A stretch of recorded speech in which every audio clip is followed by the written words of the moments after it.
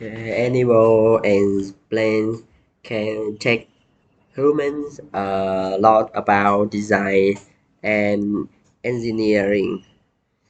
As a result, many engineers, scientists, and designers spend time studying them. When they have a question, Natural often has the answer.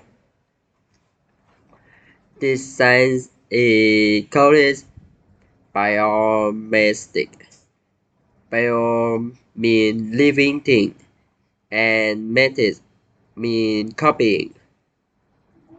In other words, the scientists are biomestic depend on animals and plants to have them with design. Two types of sea animal have been engineered in Canada and Germany. When engineers in Canada were working on improving wind turbines, they studied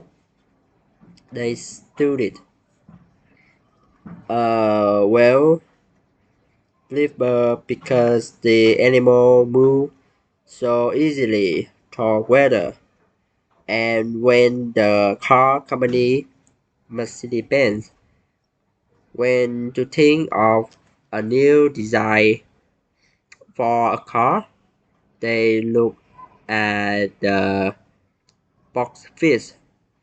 The result was a car that were very smaller to the space of a box fish and that use less fuel than other cars.